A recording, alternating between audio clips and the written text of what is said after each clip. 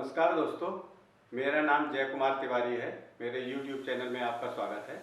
दोस्तों, मैं department of housing and urban planning, government of Uttar Pradesh से रिटायर्ड असिस्टेंट इंजीनियर हूँ। दोस्तों, आज मैं बात करूँगा कि नगर निगम में जब आप अपने मकान का या कॉमर्शियल प्रॉपर्टी का टैक्स का निर्धारण करवाने के लिए जाते हो, तो वहाँ पर भ्रष्टाचार कितनी गहरी जड़ें जमा चुका है और किन किन बिंदुओं पर आपको ब्लैकमेल करके भ्रष्टाचार करने के लिए विवश किया जाता है, भ्रष्टाचार आपसे करवाया जाता है या आपको ब्लैकमेल करके नाजायज रूप से पैसा लेने की कोशिश की जाती है। तो आइए वीडियो शुरू करते हैं।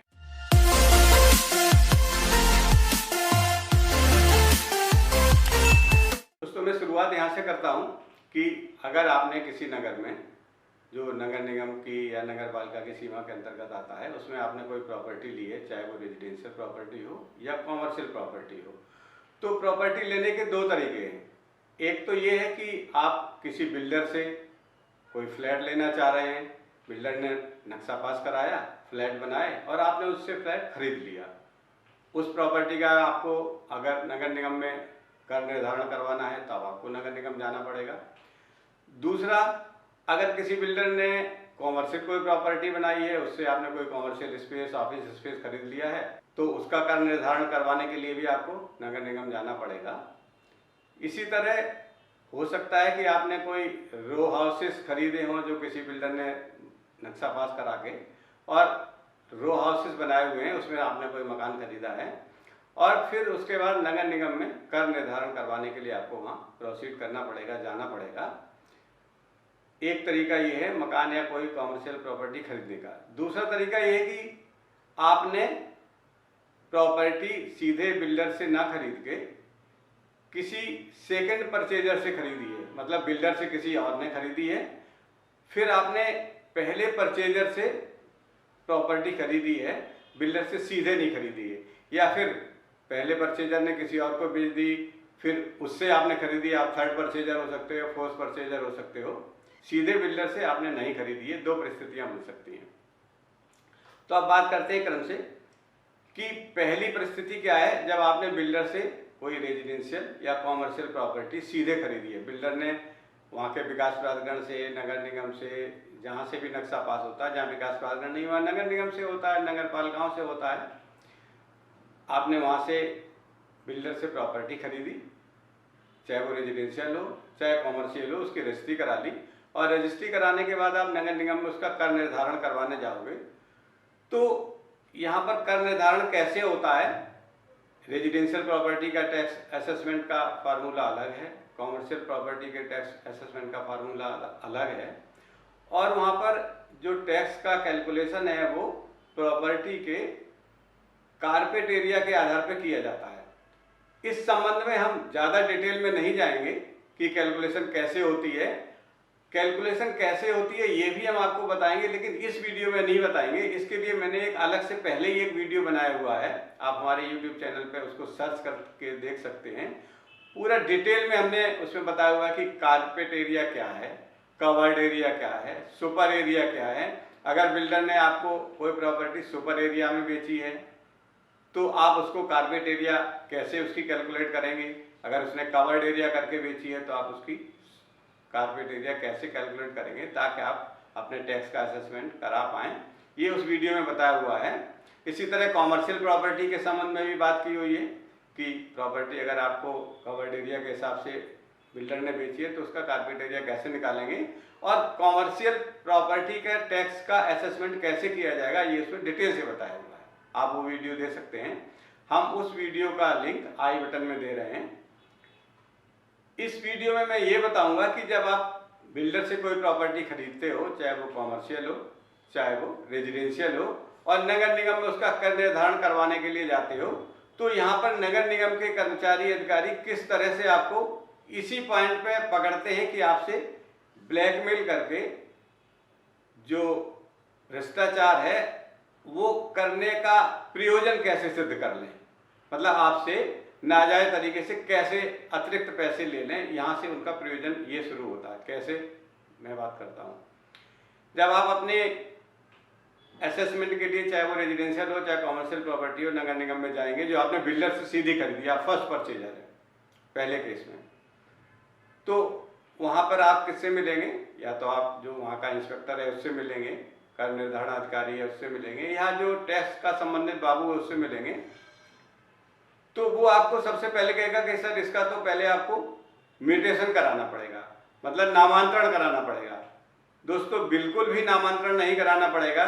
जो प्रॉपर्टीज नक्शा पास होने के बाद किसी बिल्डर ने बनाई है और उस बिल्डर से आपने खरीदी या फर्स्ट परचेजर है, फर्स्ट परचेजर के रूप में नगर निगम में म्यूटेशन नहीं कराना पड़ता है, लेकिन वहाँ के कर्मचारी आपको म्यूटेशन के नाम पे कहते हैं कि सर इसका तो 1% म्यूटेशन चार्ज लगेगा।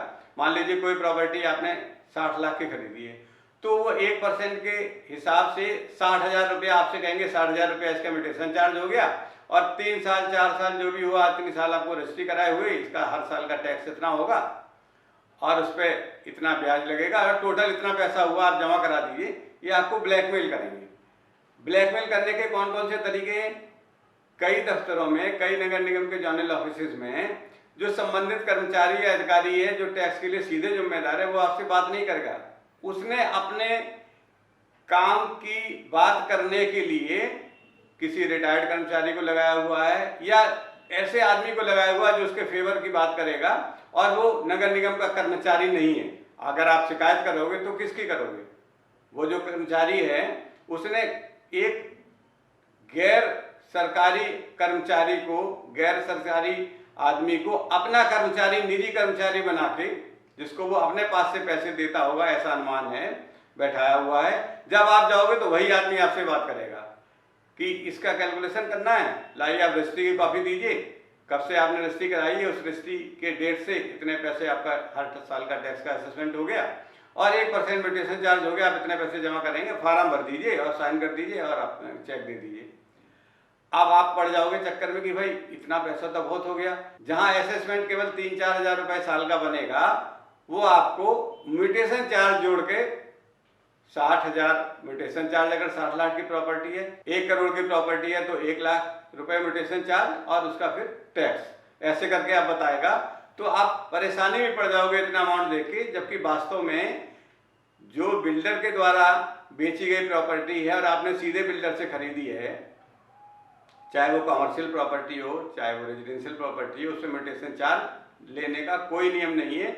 इस ब्लैकमेलिंग से आपको बचना है। ये हम सूचना आपको इसीलिए दे रहे हैं कि मैंने विभिन्न नगर निगमों के कार्यालयों में ये जानकारी प्राप्त की है कि वहाँ पर म्यूटेशन के नाम पर वहाँ के जो कर्मचारी अधिकारी हैं वो ब्लैकमेल करते हैं और 1% कहीं कमर्शियल प्रॉपर्टी के नाम पे 2% म्यूटेशन चार्ज लगा के आपको अतिरिक्त पैसे अनऑफिशियल या ब्लैक करके भ्रष्टाचार के रूप में पैसे लेने की आपसे बात करते हैं।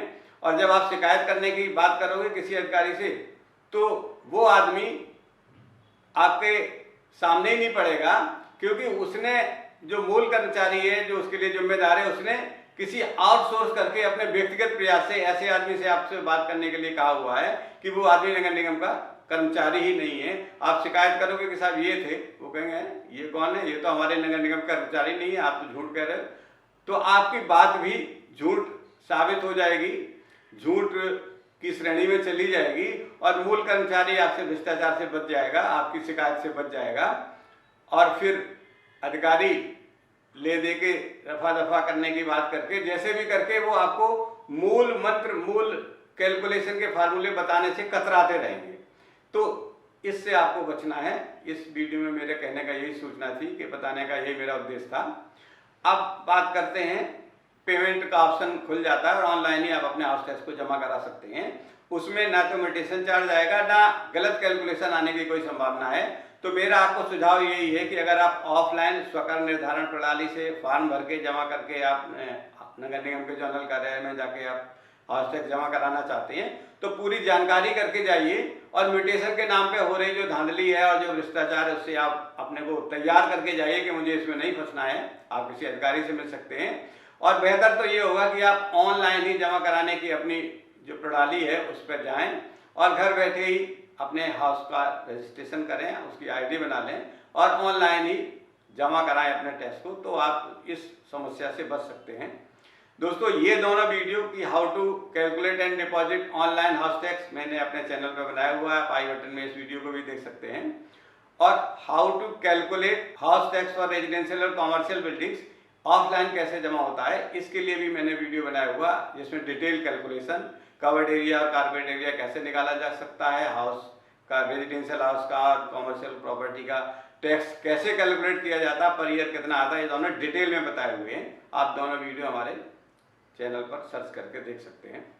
दोस्तों मैं आपसे यही अनुरोध करूंगा कि इस वीडियो को लाइक जरूर करें और इतना शेयर कर दें कि ज़्यादा से ज़्यादा लोग इस वीडियो का लाभ उठा पाएं और नगर निगमों में फैले हुए इस भ्रष्टाचार से अपने को मुक्ति दिला पाएं।